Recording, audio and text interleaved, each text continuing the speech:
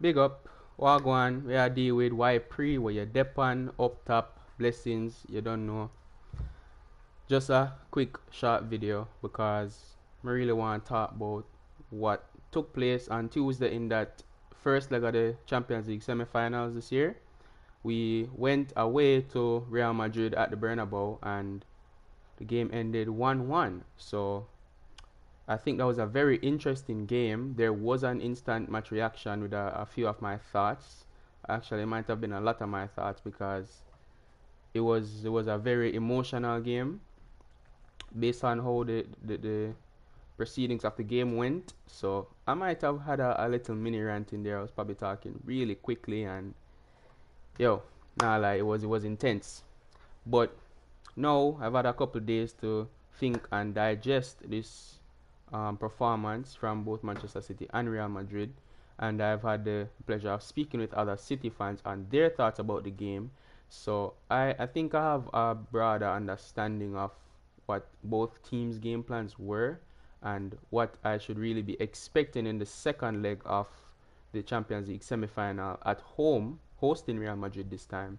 So this is basically a breakdown of my thoughts. And big up to whoever just joined. I appreciate you being here. I'd much appreciate also if you could hit that like button and subscribe. Help me to get to 60, which is the next, I'd say, soft aim before we get to 100. I'm hoping to get to 100 subscribers before the end of this year. So fingers crossed we can make that happen. But help me out with that if you haven't already. Um, First thing is, I think this scoreline is a major advantage to us more so than it is to Real Madrid. I think on the day Real Madrid would have felt hard done by this result, considering that for a large portion of the game they had opportunities to score more goals than they eventually did. They only scored one at home. The home leg is usually where you want to, you know, you prefer to get most of your damage done so you're not playing away against the crowd, hoping knowing that you have to win the game. Obviously that might not matter to a team like Real Madrid and the history that they have, especially in this competition. But nonetheless, I think they had the better chances on the day on Tuesday. I think we had our share of chances. I don't think they were of the same quality of Real Madrid's chances. I think all the saves that Courtois had to make were majority routine, aside from that shot Roger had in the first half. Um, I think, on a different day that goes in because he wouldn't have seen it, but there was no real power on that shot. I wasn't like saying, oh, Roger should have scored that based on how he hit it. So I'm not surprised that, or let me say that I'm not feeling hard done by like an outstanding performance that Courtois had, limiting us to only one goal. I think it was on us to create more potent goal scoring chances, but I think based on the game plan Pep wanted to approach that game with, that wasn't on the cards, as seen by the lineup and how it was, how the our gameplay was executed. But I think in my preview, I said that I think we would approach the game more pragmatically than we normally would. I think in previous years, you would see a Manchester City team go out there and look to win that game. And yes, I think on Tuesday, we saw more damage limitation than winning intent per se. I think we would have taken a win. I think majority of our chances came, while we were at the peak of our ascendancy in that first half. I think we had a great start to the game, first 20, 25 minutes. I think we were absolutely exceptional. They couldn't see any of the ball. We were just moving it around really swiftly. There was a lot of midfield dominance in that game, and I thought that we would have went on to be more aggressive in the final third. I was expecting to see Jack Grealish take on Carvajal a lot more aggressively than he did, but I then realized that Pep didn't want to just throw all the numbers ahead, press aggressively for a win, lose the ball, and then concede on the transition. Because as much as we are one of the teams in Europe right now that are exceptional on the transition, I think Real Madrid is definitely up there as well. And I think um, Ancelotti and the Real Madrid team were expecting us to put more numbers forward so that they could hit us on the transition. I think that was the main purpose of Modric playing and Kroos in that CDM role. I think that is more what they were aiming for. Them planning for that transition per se. You have Valverde and Rodrigo playing on that pitch at the same time. That's usually what Real Madrid go for in their game plans. On another day, like rumors are coming out now that Rodrigo might not start the second leg, and Camavinga might move into that midfield role, where you would have Valverde go up to right wing, which obviously he can play that role as well. Um, and I think that would be like more of a, I'd say a bit. I don't want to say pragmatic for them because they're usually pragmatic in their approaches to games, but I think it's less heavy on the offense and based on transition. I would say personally, I think that would be a slight step back from Ancelotti if he were to set up his team like that coming to the Etihad. But nevertheless, in terms of the actual proceeding of the game, I was very upset with how the referee chose to ref the game. I understood that he let a lot of things slide, but I think Real Madrid was heavily favored in that game. I know a lot of people disagree with that because they think we were heavily favored. Unbiasedly, I do not see how somebody could watch that game and think that. And the fact that rival fans of Manchester City were looking at that game, agreeing with us that Real Madrid got the more favorable cause, it makes me wonder what Real Madrid fans are thinking when they say, we bought the ref and all that stuff. That was absolutely ridiculous. I think Carvajal most definitely should have been sent off in that game from yellow card accumulation. He made several yellow card worthy tackles and fouls, and he didn't receive a single card throughout the entire game. As a matter of fact, I think on the first or second foul Gundogan made in the entire game, it was at the edge of the box on Carvajal, and he got a yellow card for that, and that was just very annoying for me because Carvajal did that same thing to Grealish at least 3 times prior to that, and even to the end of the game, he still escaped a yellow card. So that was very ridiculous, and I can't believe that I'm watching this in a Champions League semi-final take place. So it's just one of those things that you really have to say, hey, it's out of our hands, and we just have to do our job, knowing that we're playing against 12, and do what we can do to get out of here alive. Keep the tie alive. Don't concede. Don't leave the stadium with a 2-goal deficit. Not per se don't concede 2 goals, because I would still take 2-2 or even 2-1. I think I would back Manchester City's chances with a 2-1 coming back to the Etihad. But if we conceded 2 goals, I think with the experience and quality that Real Madrid have, it would be very difficult for us to then proceed to the final from that point in time. Like, we'd be fighting up a very steep hill if that were to take place. A few players that I want to give a shout out to in terms of their performances. First of all is this man right here, Ederson. I know this man gets so much slander from rival fans and even sometimes from City fans about his saving ability. And when you see Courtois' performance in the Champions League final last season, that doesn't really help his case. And to be honest, to be fair, past years Ederson would have more oh my gosh, what a save moments than he would have in the last couple of seasons, particularly this season and last season.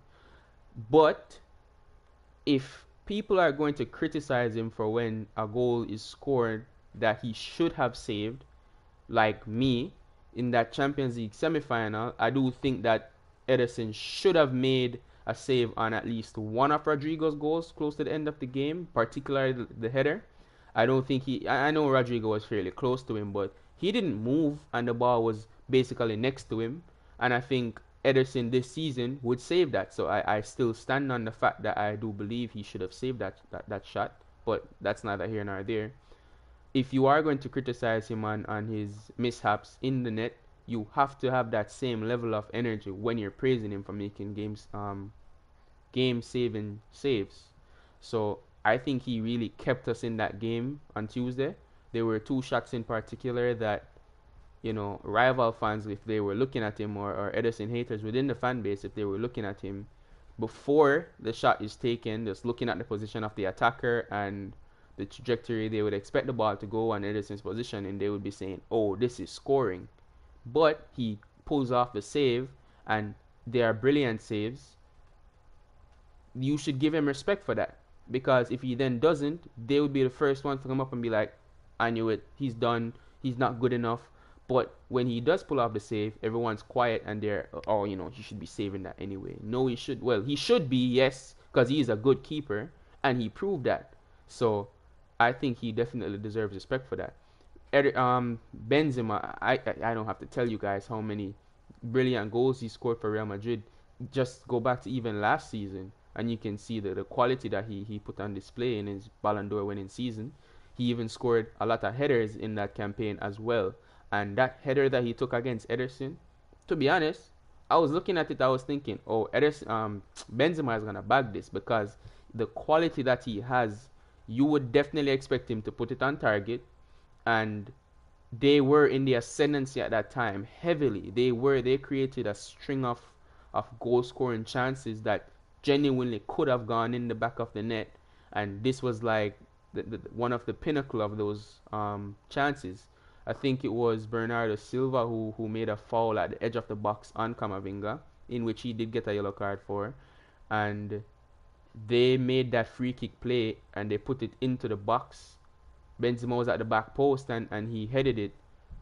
If it went past Ederson, I wouldn't necessarily blame him and say like, oh, that's your fault.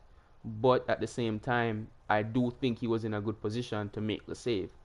And he did make the save, which I think if we had conceded there and we had gone down to 2-0, I think we would have just been under the storm because we'd be searching for a goal, thinking to ourselves, 2-0 is not a great result for us. That's a terrible result for us, as a matter of fact, going to the Etihad.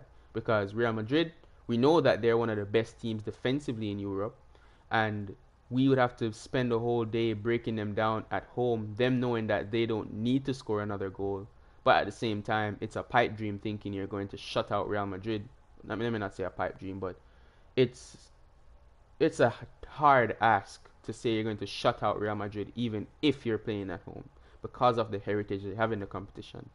So I think 2-0 would have been very mentally strenuous on the team coming back to the Etihad even though we're at home. But Ederson keeping us at 1-0 there, I think, gave the defense and the rest of the team, excuse me, an extra push to say, you know what, we're standing in this game still. I'm glad that even though we were under the cosh, Ederson didn't let that deter him. Like he was still very focused. I know that in previous years when he would get criticized was because of his lack of focus thereof, and he was very focused in that game. You could see it because every time the ball came near him, he was there and he was ready. And I don't think that goal that he conceded was his fault per se. I see a lot of people saying that as well. I think Vinicius hit that really well from outside the box. He receives the ball from Camavinga. It takes one touch to place it in front of him, and then he just hits it with so much power.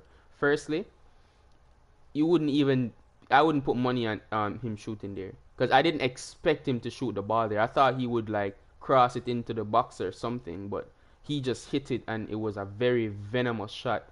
And it's just the quality of Vinicius Jr. Everyone knows that this is a brilliant player, but he reminds you time after time why he's so highly regarded.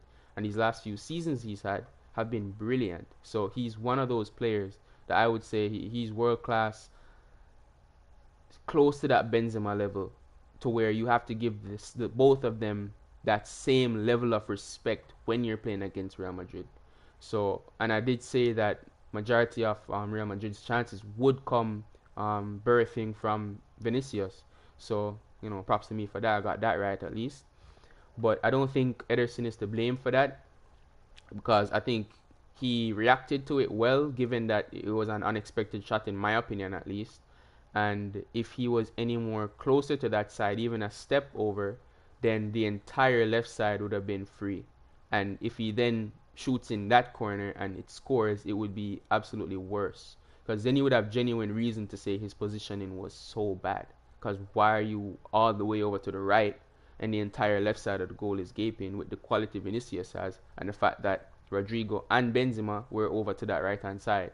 So it would be very difficult for me to blame Ederson for conceding that goal. But big up to Edison. Your hard work is not going under the radar for me at least. I'm giving you your props when because you deserve it. Trust me, you definitely deserve it.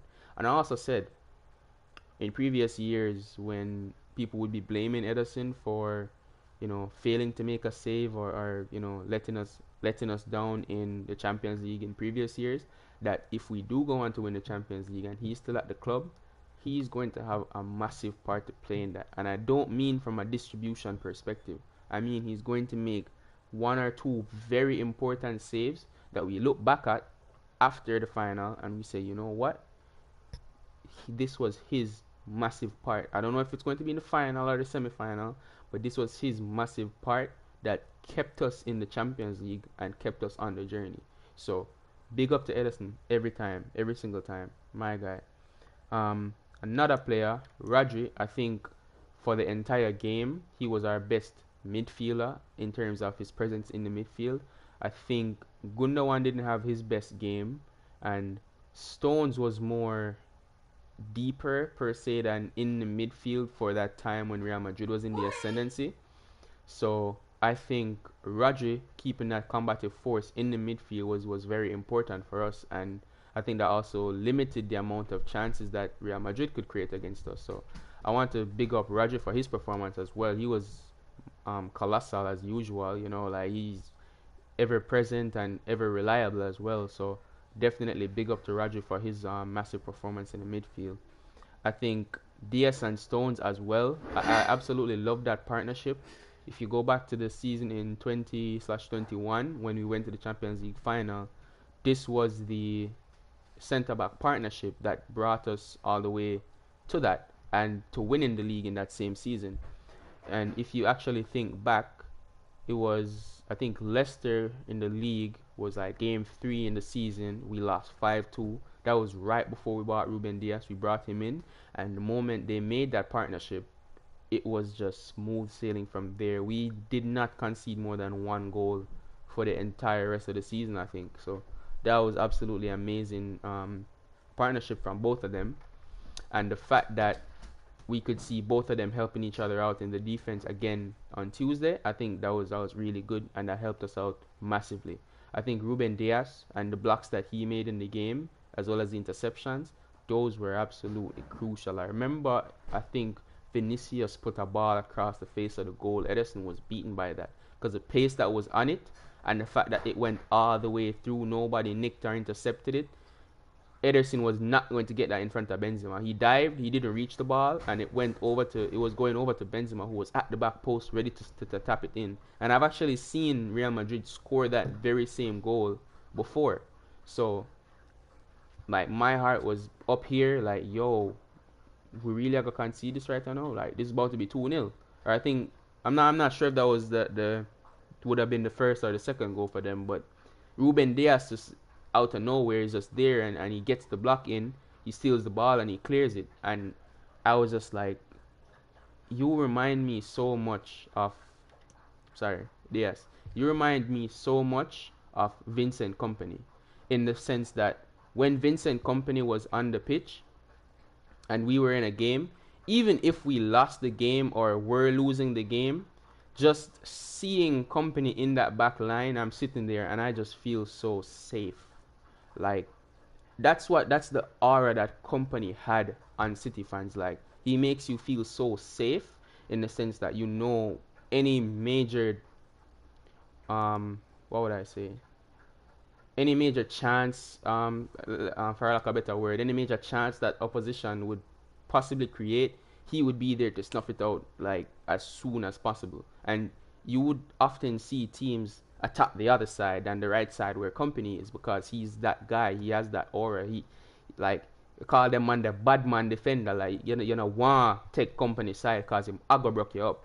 So Diaz right now, I think he's not Kompany level in my opinion, but he has that same factor of making you feel safe when he's in that defense, because you know that he's going to come up with these big moments, similar to when Musiala was taking his shot in the first leg of the Bayern Munich game when Bayern came to the Etihad.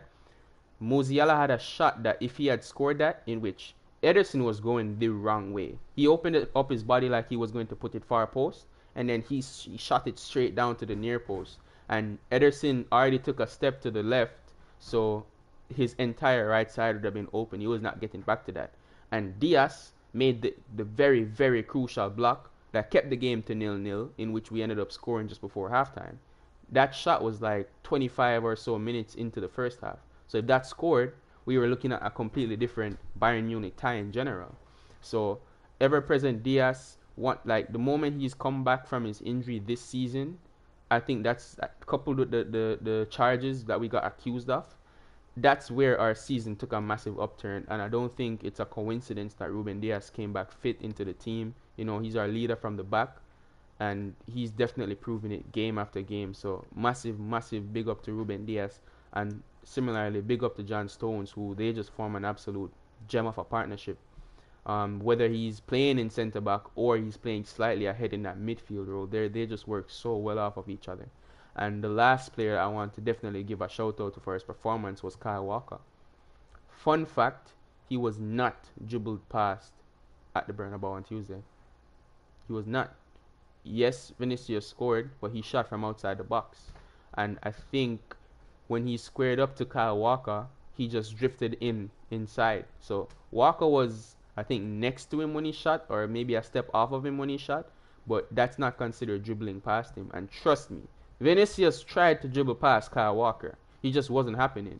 And for him to achieve that at the Bernabeu against Vinicius Jr., who is the best winger in the world right now in form, I think that was a massive achievement for him. And I knew that before the game he was going to be a very, very important part of us leaving the Bernabeu with a result. I think he will prove to be exactly that again at the Etihad on Wednesday. So big up to Kyle Walker again. I think he was absolutely great. Definitely one of our best players on the night. So I do want to show him some props as well. To be real, I expected to see changes, particularly at that point where Real Madrid was in the ascendancy, and I think that was like from 35 minutes into the game up until Kevin De Bruyne scored. So I'd say 35 to, I think KDB scored in the 67th minute, so 35 to 67. That was mainly Real Madrid. They were on top of us for most of the game. Why pause for that? But they had their best chances in that period. So I expected to see a bit of changes. I was worried that we would go 2 goals under, and Bernardo Silva against Camavinga was working earlier in the game, but when you try to slow down the game against Camavinga, he benefits from that. I think the best type of winger to put against Camavinga would be like a Vinicius, because Vinicius is not going to slow down the game like a Bernardo Silva would and then try to cut sharply and just burst past him, because Camavinga is really good in those situations. You need to consistently be running at him, get the ball, look up, and just go at him. Don't give him time to think and get into your head about how he's going to defend you. Because to be honest, as a left back, he's kind of intimidating because he's really good. If he gets you 1 or 2 times, I think he starts getting into your head and you start overthinking how you're going to approach him. I saw the same thing in the last El Clasico that they played against Barca. Rafinha started getting the better of him at the start of the game, and then later on in the game, as it grew further and further, Camavinga had him on shutdown. Because once he stopped him that one time, he starts thinking, how am I going to get past this guy? Maybe I need to slow it down and then burst past him. Nope, took the ball from him. Maybe I need to, be more unpredictable and just run at him this time. Nope, took the ball. And once those, he just started running out of ideas. Every time he got the ball, Camavinga just swept it off him and just left. And I think Foden would have been a better matchup for Camavinga, especially coming onto the pitch, because we know what Foden brings when he plays right wing. If you don't know what I mean, go back to that Newcastle game when he just came back from his leg injury. Go back to that Newcastle game where we won 2-0 this season, and you will see exactly what I mean. That is the version of Foden that I think would destroy or have the better chance of destroying Camavinga. So I thought that Pep would have made that sub, to give us a chance of, instead of leaving 1-0 or 2-0 down, to leave 1-1 or 2-1, which would still see the tie as not won yet. So I was a bit surprised to see that Pep didn't make any changes, but at the same time, it's Pep. So part of me didn't expect him to make any changes. So that's just a little bit of that. Um, During that entire ascendancy period, I was very frustrated. I saw Silva losing the ball several times. I saw Gundogan losing the ball in the midfield several times. I saw Grealish not taking on Carvajal anymore. I was wondering, and to be honest, that wasn't even his fault. Majority of the ball was going over to Bernardo Silva on his side, and he kept losing the ball. So I was wondering, like at the start of the game, we knew the weaker fullback was Carvajal in terms of defensive ability between him and Camavinga. So why are we so focused on attacking down Camavinga's side with Bernardo Silva when we have Gucci, Jack Grealish, and Carvajal? Like, this is cash money over here. Why are we not taking this avenue? So that was very weird for me to see, but maybe I think that was a point where Pep was more like weather the storm and be more pragmatic, because in that ascendancy, if they had gotten a proper counter attack on us where we had committed numbers forward, I think that's where we might have conceded the second goal. And Pep Guardiola was definitely thinking about that.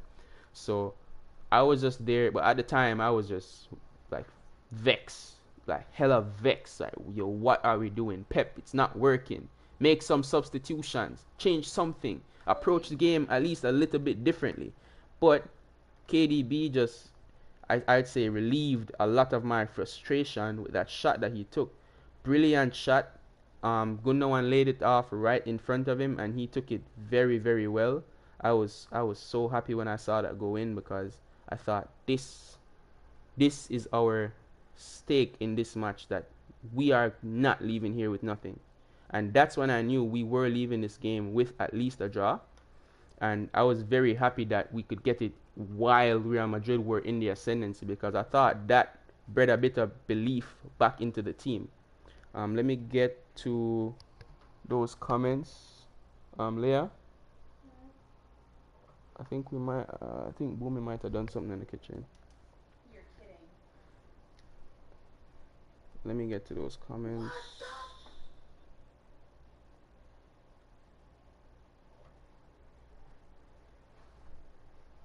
Give me a second, guys. Let me get those comments up, see what you guys are saying.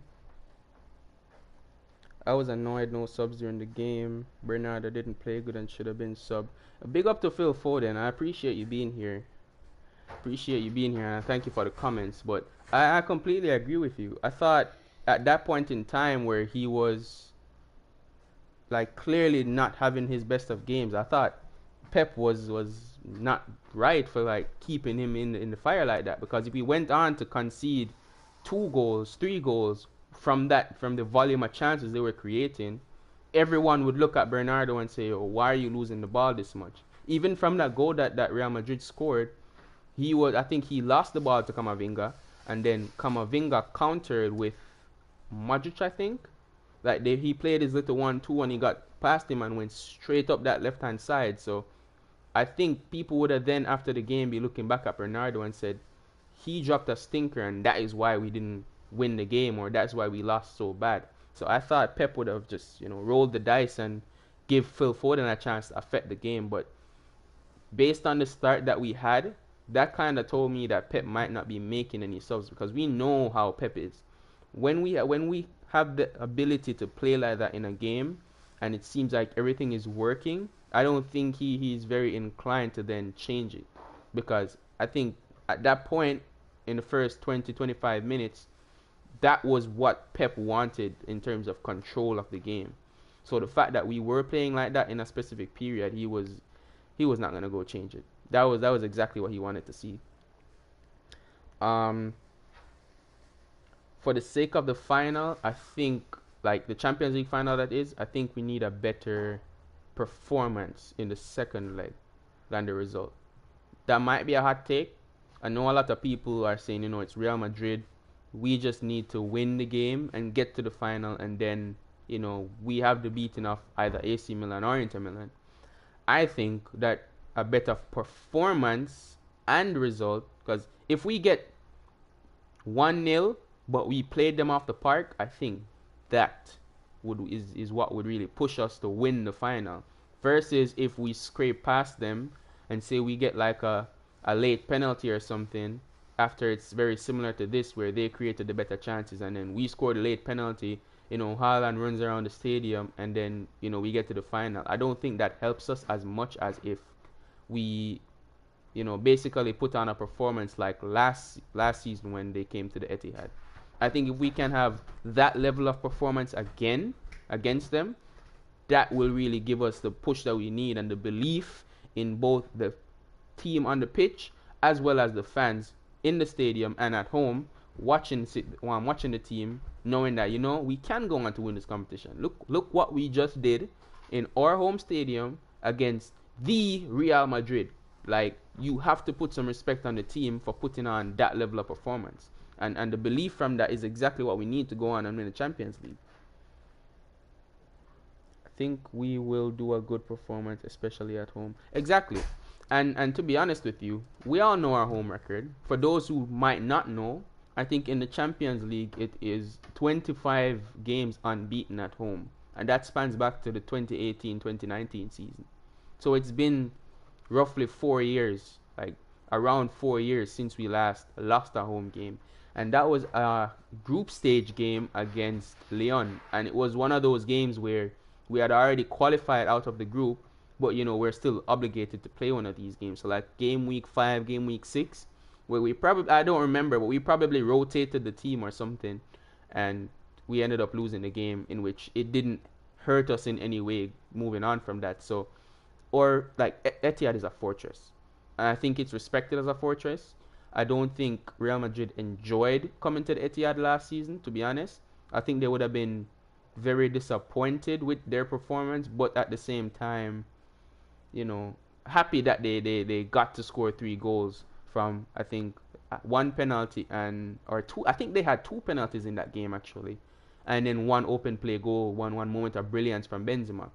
Aside from those, they didn't have anything to offer. We were the ones like in the ascendancy for the vast majority of the game, and we created the multitude of chances. So if we can have a similar performance to that, oh, trust me, man, trust me.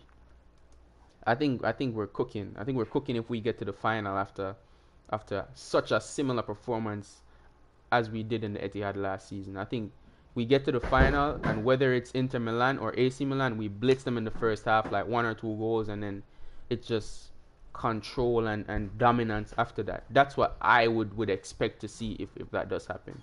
But at the same time, I'm not underestimating an AC or Inter Milan, because I was watching that game Wednesday when they both played. Inter Milan surprised me. I didn't expect them to be handling AC Milan like that. So let me just leave it at that. But I'm not underestimating either of those 2 teams, and both of them have won the Champions League already. They might be coming to the final thinking either one of us that they play, they're making it a nasty game.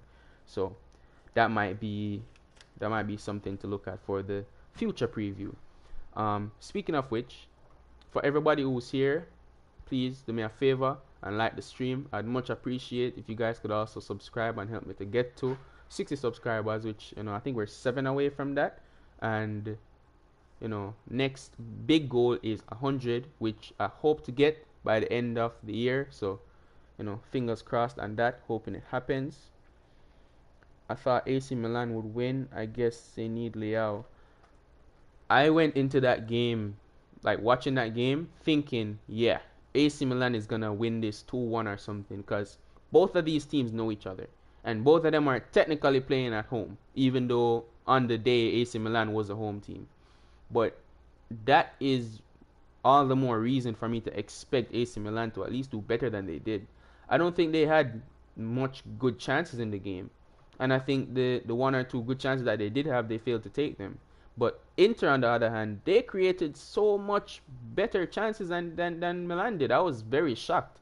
And their defense was awful on the day. Their defense was terrible. I think, and even Maignan, he did not have a good start to the game. I've heard a lot of good things about him this season, and I don't doubt that he's having a great season.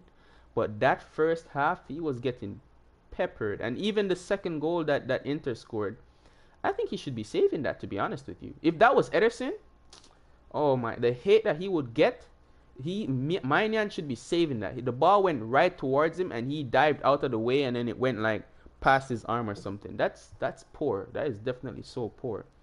I think Leao would have helped, but I don't think Leao alone wins them that game.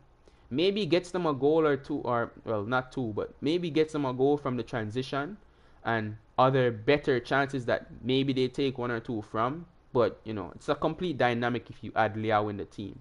But aside from him, they should have other outlets where they're expecting to beat their main rivals, Inter Milan, especially if they were the home team with the majority of the fans in the stadium. Like your whole team can't be Leao and the rest. Like it has to be a team, especially if you want to win the Champions League final. Let's see if City do reach a final. We will have more pressure than the Milan clubs. 100%. 100%. And like I said, both of them have won it already. So there wouldn't even be that. And nobody expects them to beat, Manchester City or Real Madrid in like just pure footballing terms. Like nobody expects them to come in and dominate the possession and create the majority of the chances. So them playing without pressure, I think that's what they're planning for right now. So we'll be the one with all the expectations. We'll be the ones with all the pressure. I think their fans will be up for it as well because they're in the final. Neither of them have been in the final in recent years, so the fans are gonna be buzzing for that. They'll know that they won it already, and they're playing against a team who's more nervous because they haven't won it, especially the fans. So it's very interesting dynamic. Yeah, 100%. I think Maignan let them down in that situation, but I think the first goal really shook him because the first goal was brilliant. Zeko, my G, Edin Zeko scored off of that corner, direct, no control, just beat it off the left foot, top bins. That was amazing. So I think Maignan was not expecting that, and that kind of made him start second guessing the other chance. But you know, all I'm saying is if that was Ederson in the net, he did not save that. If he did exactly what Maignan did and conceded the goal the exact same way, it would have been pandemonium on the internet. So I'm not killing Maignan for it, but I'm not letting up from that either. I'm not. Um,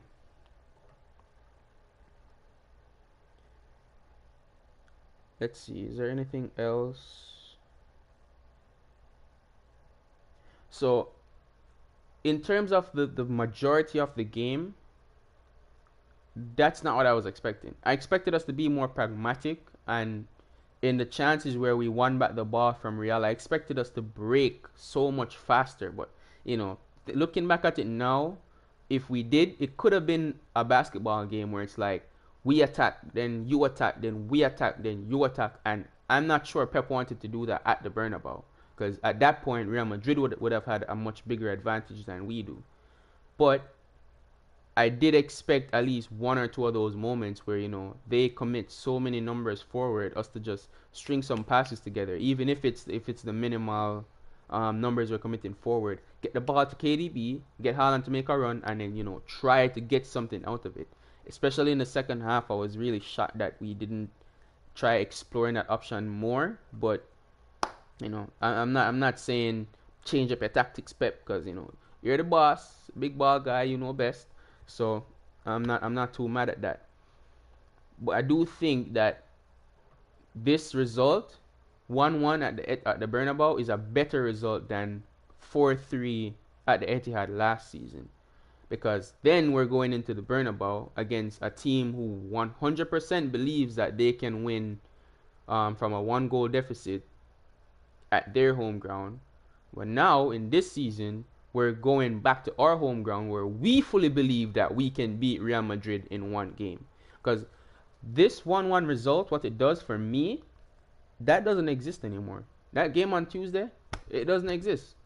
It has no relevance to us from this point forward, in the sense that no one has got an advantage from that. Right now, we're looking at it's all square on the score sheet, and we're basically playing a one-leg semi-final, but we get to play it at home.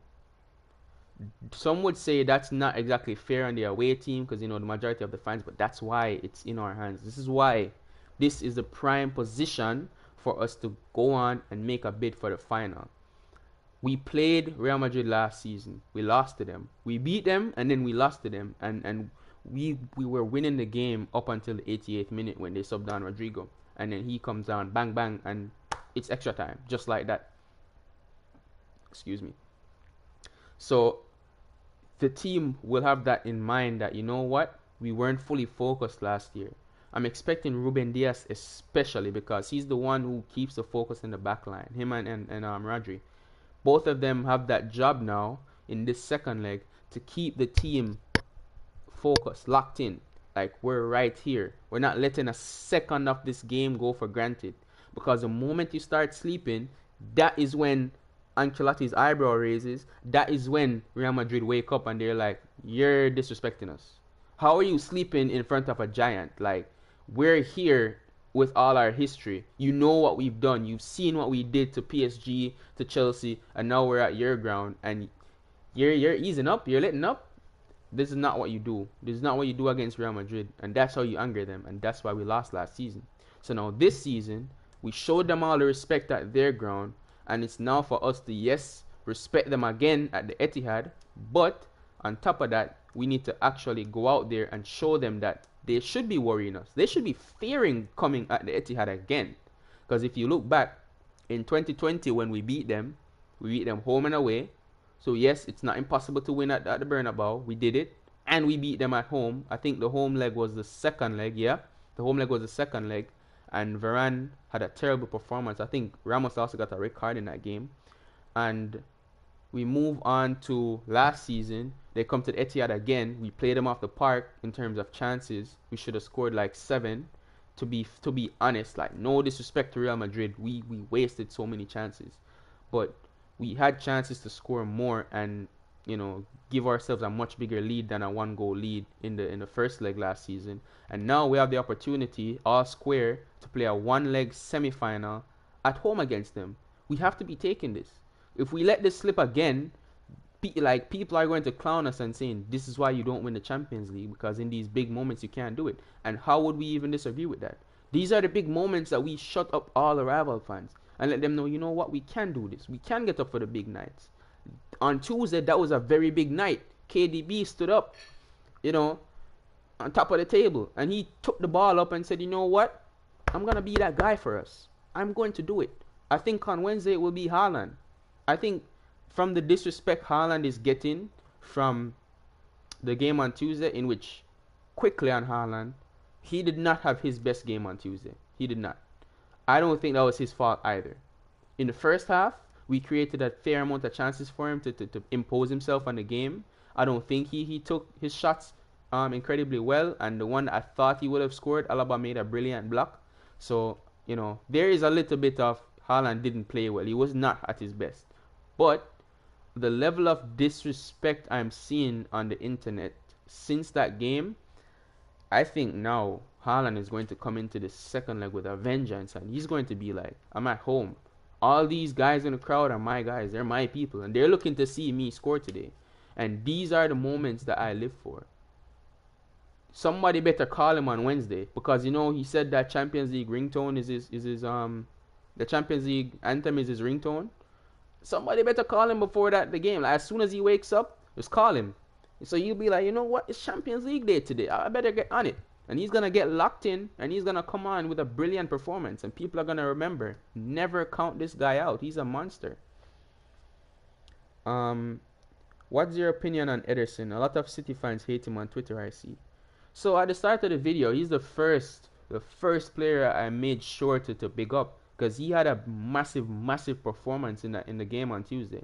He definitely kept us in that tie, because if both of those goals go in, we're looking at like majority of City fans feeling underwhelmed and thinking, you know what, the tie is done. It's a pipe dream to think that we're coming back from a 3-goal deficit at the Etihad, even if we're at the Etihad against Real Madrid. If it's 2 goals, it's more likely. Optimistic fans like me would be thinking, you know what, we can still do it.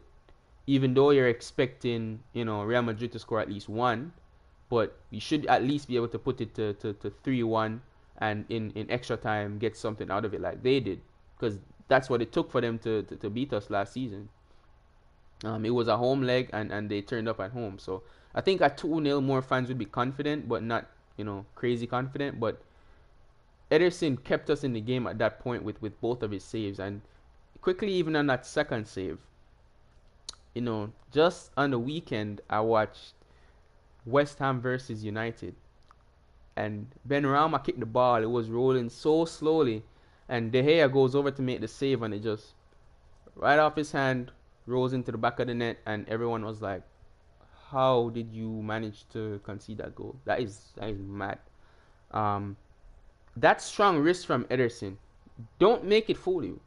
Yes, Chouameni's shot was fairly close to him in terms of it being in the center of the goal.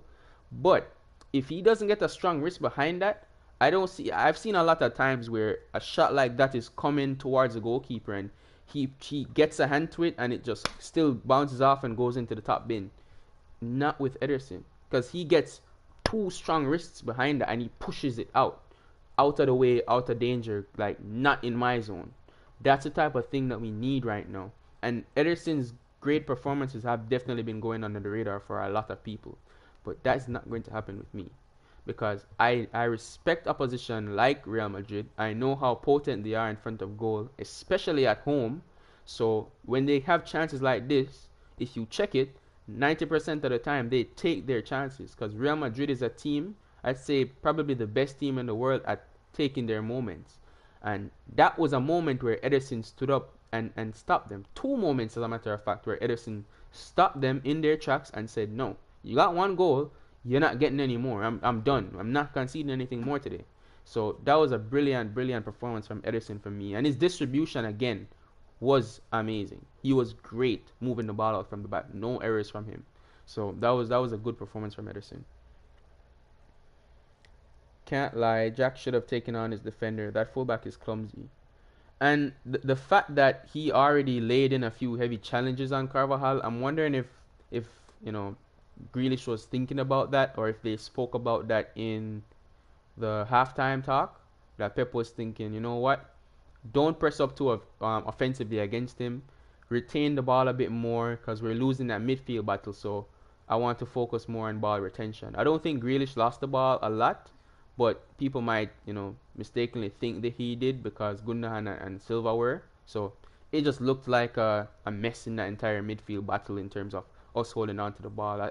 I think it's one of the first times in a long while, like I am going to say, we lost the midfield battle on the day in terms of the larger portion of the game. I personally think we lost the midfield battle on the day. But yeah, I expected Grealish to take on Carvajal fairly much for the whole night. But to caveat that, I 100% think that is what we will see on Wednesday. I don't think Grealish is going to let him breathe. I think every time he gets the ball, similar to what I was saying, how I want Foden to attack Camavinga, I think that is how Grealish is going to be going at Carvajal, like repeatedly, again and again and again, and just trying to break him down, get into the box, win a foul at the edge of the box, win a penalty, square the ball to Haaland. I don't know if you guys remember that goal that we scored against Bayern in Haaland's first game in preseason, where Grealish puts the ball across the box and Haaland taps it in far post. I think like that's the level of Grealish that we see, that intensity, that aggressiveness to get inside the box, get the ball across, create something. He even scored a goal recently. I'm struggling to remember who he scored it against, where he I think it was it Fulham, West Ham maybe. Like Grealish had two defenders on him and they were so close, and he just flicked the ball in between the two of them and it just went over to I think Haaland again got that one and he just slapped it in the back of the net. So Grealish, when he needs to be, is a very dangerous winger. Very, very dangerous. And I think that Pep is going to get him on that trick at the Etihad. I think our wingers are going to have a field day, and I think Foden might start over Silva in the second leg. So definitely keep an eye out for that. 100%. Well, I think it might have been Southampton, but Southampton was over a month ago. I feel like it was one of the more recent games, like since the Bayern game that he did that. But I don't know. Maybe my time perception is just a bit off on that. As it relates to Everton, I will have a better preview for the Everton game on Sunday, just before we play. Like as soon as the lineups are out, I'll be here letting you guys know my thoughts. And on that day I'll actually be playing a bit of FIFA as well. After we speak about our expectations for the game, of course. I do expect to see Phil Foden, Mahrez, and Alvarez start, or two of those three start the game.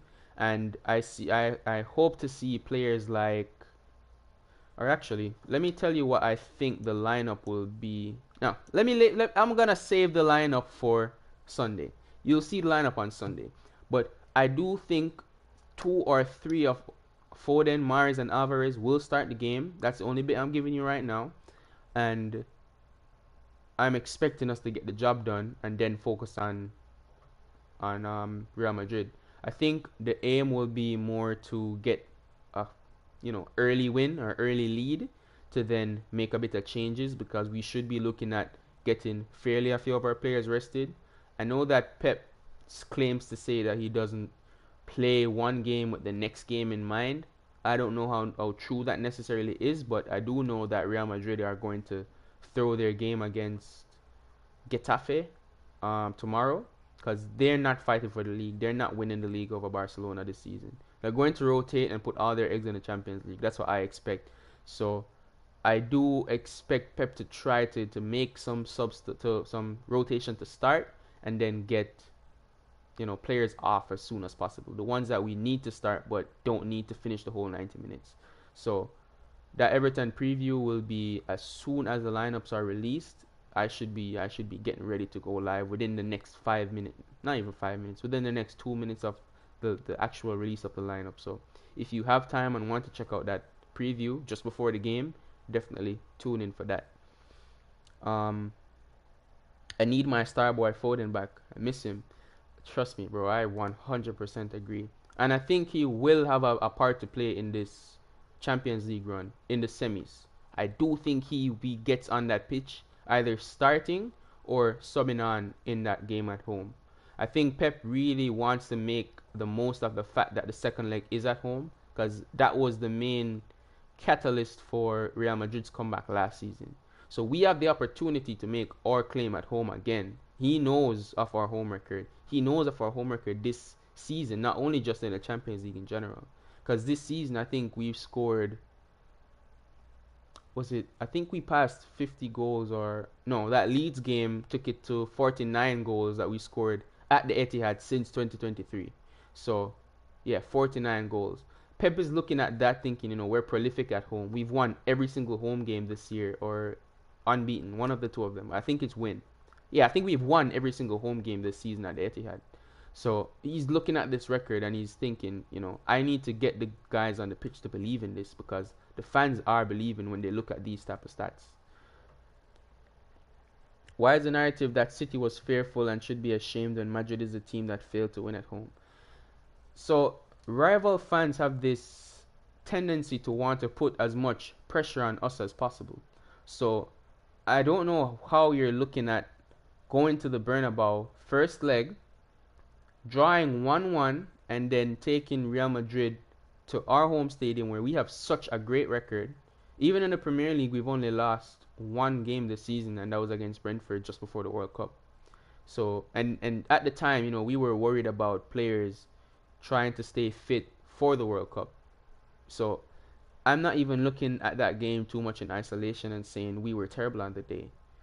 But we've been so great at home this season and this year and since 2019 in the Champions League. How are you looking at a 1-1 result against the Kings of Europe in their home stadium as a bad result? That's a bad result for Real Madrid. You could see the Madrid team walking off the pitch with their heads down, because they were disappointed. They had so much control in the game from 35th minute up until KDB scored. That was just them creating chance after chance. We got into halftime thinking, you know what?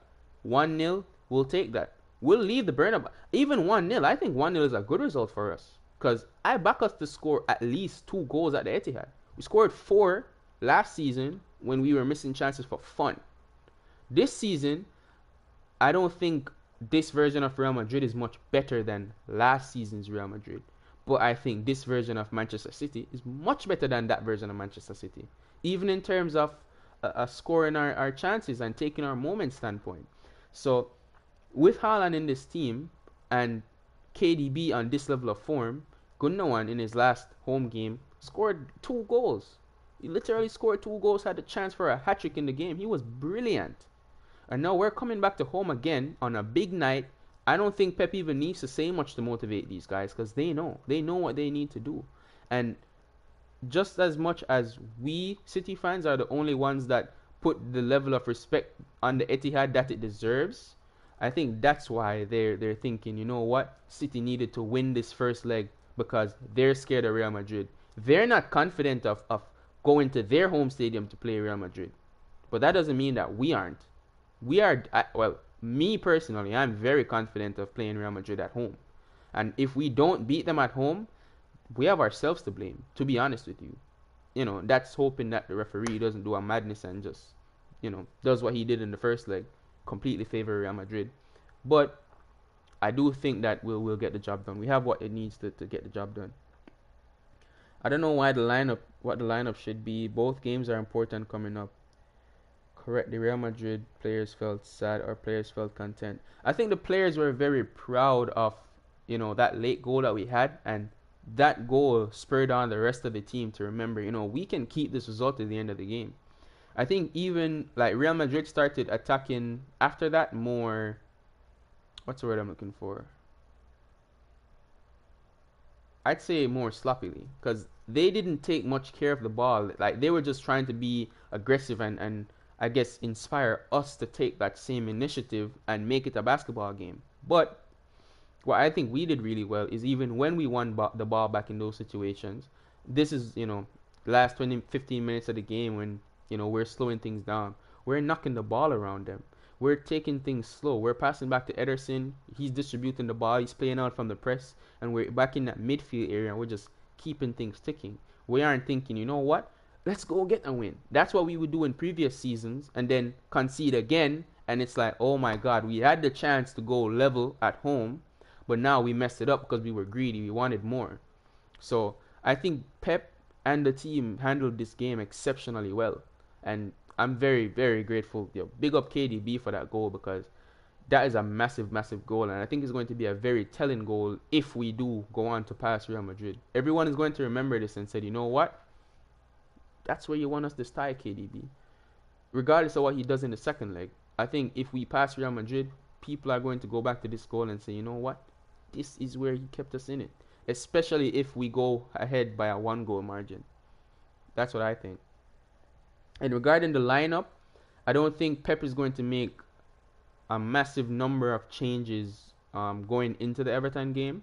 I think he will look to make 3 or 4, but nothing more than, I think 4 maximum, or 3 maximum. No. I think 4 maximum. I think we make a couple of changes up top and we rest 1 defender. I'm not surprised if we don't rest any defenders. I think we rest 1 defender. I don't think Gundogan plays. That's the only next bit I'm going to say. I don't think Gundogan plays because I think he needs a rest. He looked very tired in that Real Madrid first tie. So I think we make a fair number of changes to not upset the balance of the team too much, but still strong enough to go out and get an early win. Going to halftime 1 or 2 goals up, knowing that Everton need to win the game because that relegation battle is tight. And the games are only getting less and less. So they might be coming out more than we think. And even similar to West Ham, they might be picking their battles and thinking, you know what, we have 2 easier games than Manchester City to beat those teams and remain in the division than try to beat Manchester City and then lose, and we're weaker for remaining 2 games. So I don't think it's gonna be too much of a difficult game on Sunday. Not difficult in terms of us getting the job done, but I do think it will be a difficult game in terms of like breaking them down, and I don't think we blow them away 4-5-0. I don't think that's gonna happen. The Real Madrid players felt sad. Yeah, our players did feel content in that. I think they knew that this is a massive result for us, and that's why I expect to see such high energy in the second leg at home because they know what this result means. We can't mess this up. Like, even Akanji said it in his post-match interview. He said, this is where we have to dig deep in the second leg and we have to play at our best possible version of ourselves. Because this is Real Madrid. There's no sleeping for this.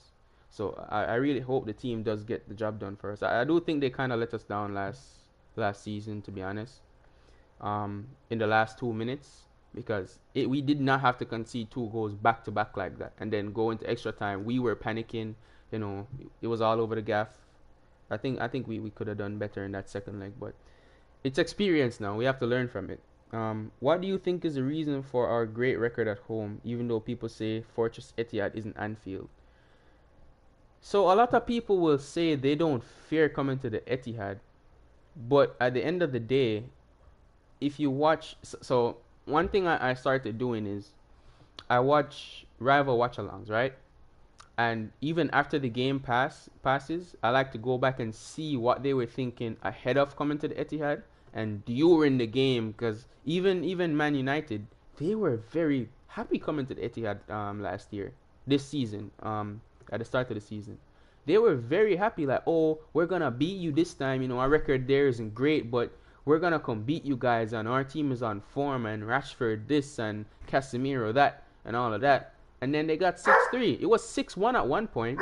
And if you listen to them during the game, they're all like, why were we so confident? Like, this always happens. Look what's going on. We're falling apart. Stuff like this. But if you look at next season, before we play United again, regardless of what, unless they're in absolutely terrible form, but if they're in any semi-decent form, they're gonna be saying the same thing. They're gonna be thinking, you know what, we're gonna come beat you guys again, and then we have to school them again, and it's going to be an ongoing cycle. At Anfield, I think it's historically a bad ground for teams because you don't win there at all. Like, if you look at United's record at Anfield, it's awful. If you look at our record at Anfield, it's awful. If you look at Arsenal's record at Anfield, it's awful. So if you actually look at the dominance that they have over the years, not even just the last 5-10 years, like, Anfield has always, like, notoriously been a difficult stadium to go to. I don't think the Etihad has that levels, but in terms of what we're doing at the Etihad now, it definitely deserves that respect, especially for certain teams that have an Anfield-like record at the Etihad, like a United, like an Arsenal. These are teams that should know better when they're coming to the Etihad that this isn't a ground that you're going to have an easy game at. It's not Anfield, especially because what Anfield is notorious for is the volumes and how loud the home fans get. But Etihad can get like that as well.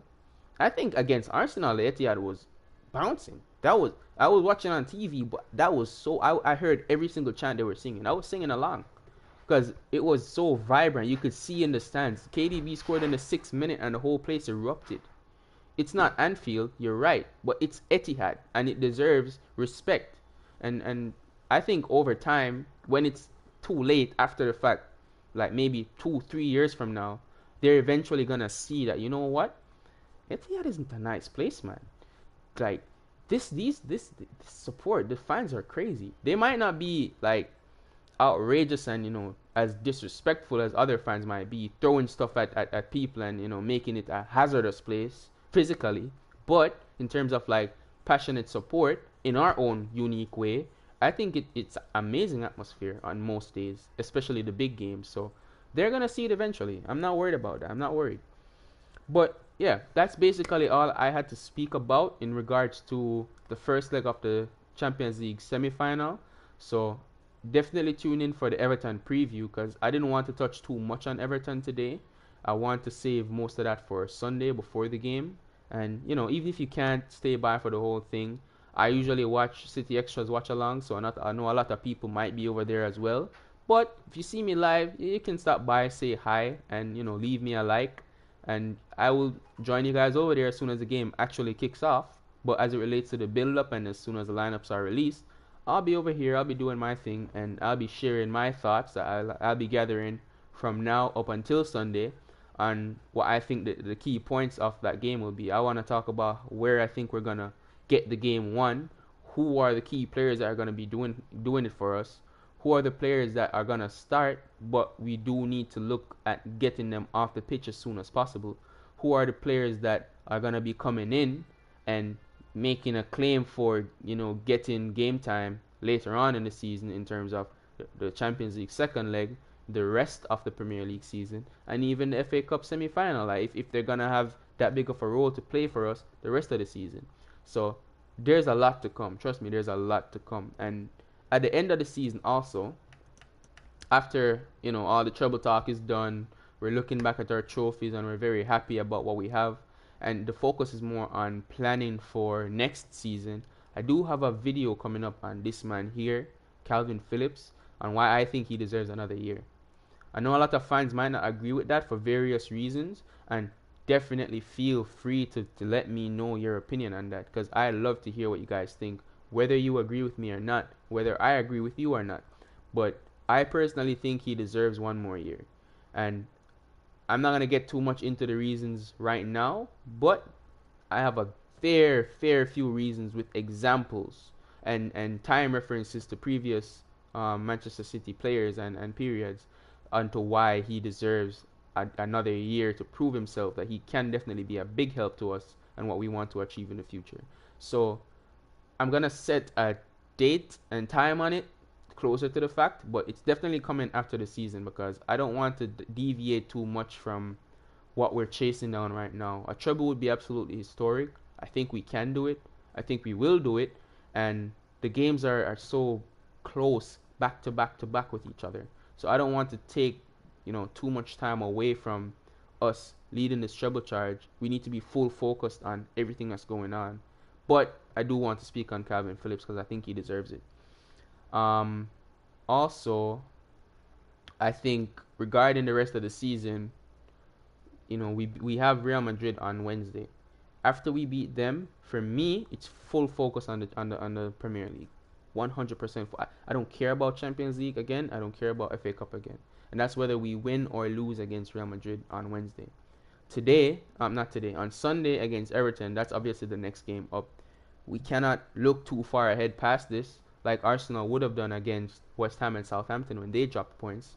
We can't look too far ahead of this game and then lose focus on what we need to do for this game, because if we win this game, that puts us in so much strength for the rest of the Premier League season as it relates to getting the three-peat done, which is its own mission in itself.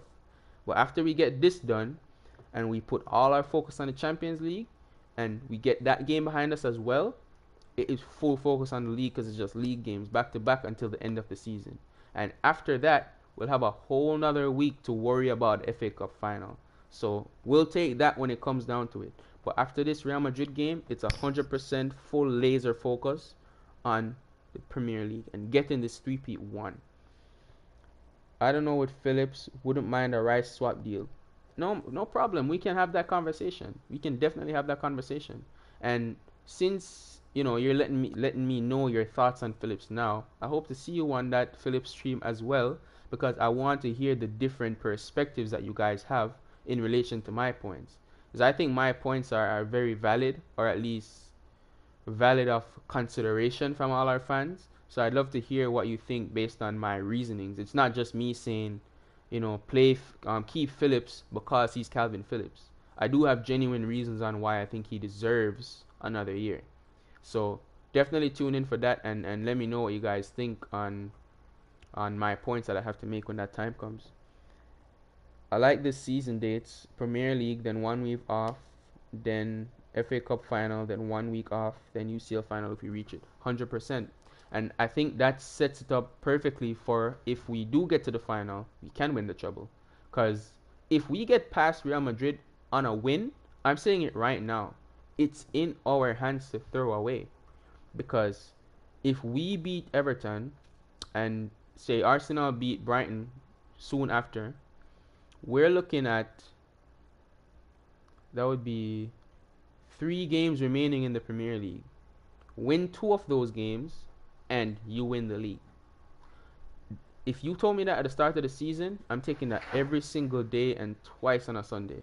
So I'm very happy with those odds. I think we would take those odds with both hands. So if you're looking at that perspective, and then knowing that 1 week after that we can rest, we can go all out in these last 3 games after Real Madrid and just get this league title won, I'd say win against, I think it's Brighton at I think it's at Amex. I think Brighton. Yeah, Brighton is away. So win away at Brighton, and then no, win at Chelsea at home, and then away at Brighton. Get those two games won. I think Brighton's fate would have been decided at that point in the season, maybe or maybe not. But regardless, we're not worried about what opposing teams have to worry about. If that was the case, we would have lost to Southampton, so they could stay up. We're worried about what we're going on. I don't care if Brighton is looking for their first Champions League or Europa League qualification. We need to be looking at our first three-peat. That's what, and our first treble. That's what we should be thinking about. So I think get past Real Madrid, full focus on these last 3 games after that. 1 week after that, that whole week, Pep might give them a day off after the end of the league season. And then we might do light training the next day, or you might get 2 days off or something. But after that, they're going to be training intensely. The first ever Manchester Derby FA Cup final in history. We get to that, it's a one-off game. You get it done on the day, it's who wants it more. Same thing for the Champions League final. We've been there before. We've lost it against Chelsea. That was disappointing. Pep must have felt let down on that day. The players must have felt let down on that day. We didn't score a single goal in that final. We will want to change that this year if we get to that. We will want to get the dub if we do get to that. And Pep will want to set things right if we do get there.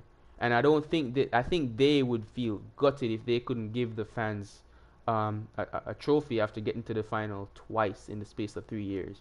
So I do think that we should be expecting the best Manchester City in both finals. And that's why I want to say take this one competition at a time after Real Madrid. Because after Real Madrid, that's the next Champions League game is all the way at the end of the season. Last game of the season, if we get all the way there. So we would be able to then put full focus on the league, full focus on the FA Cup, full focus on the Champions League. And what more could we ask for? You play your heart out, and then you get a day's rest. And then you play your heart out in the first final, you get a week's rest. And you play your heart out again in the final, you get 2 months rest. Go play for your national teams if you get called up. Put your feet up, go on the beach, relax. You earned it. You won 3 trophies, so you deserve it. I think I know what your Phillips points will be, but we will discuss on that video. 100%. 2 wins and 2 draws does it. Yep. And I'd prefer if we win this Everton game and then we look at using those draws amongst the last 2 games. Personally, I don't think we should. If we draw this Everton game, in which that's not the worst ever. That's not the worst either. That's not the end of the world. But if we do draw, I think that props Arsenal's ears up. They'll be thinking of fancying their chances at that point in time. And I don't want to give them another sniff. I don't want them to think they might be able to get back to the top of the league. So I think we win this game, and then Chelsea, who they battered, absolutely battered, after getting battered by us, that would be a massive disappointment if we lose to Chelsea in this current state, while they're also not fighting for anything. So I think leave those draws opportunities against Brighton and Brentford. I think if we can get past Everton and Chelsea, no City fan would be worried about this three-peat. None of us. And I think even Arsenal fans will try, players will try to tell themselves, you know what, it's still not over, fight till the end. But at the back of their mind, they'll be thinking, you know what, we're not winning this league either. The fans will know themselves, we're not winning this league either. So we'll already beat them firmly on the mental side of stuff also. So I think it only works out beneficial for us if we win these next 2 games. But yeah, that is all I wanted to touch on. Appreciate all the guys and girls who came in. Notably Phil Foden and the girl Arcade who left me messages. I do know that more people tuned in than that. But silent viewers are also much appreciated. I hope all you guys hit the like button already, and I hope you guys have already subscribed. Let me check the subscriber count real quick. From what I remember, we should be on 53. Yep, still on 53 subscribers, no problem. But 7 more and we get to 60, which is the next step before we hopefully get to 100 before the end of the year. Keeping my fingers double crossed on that, So thank you guys for tuning in. Thank you for being here. Thank you for the support. And I hope to see you guys on the next one. Until next time.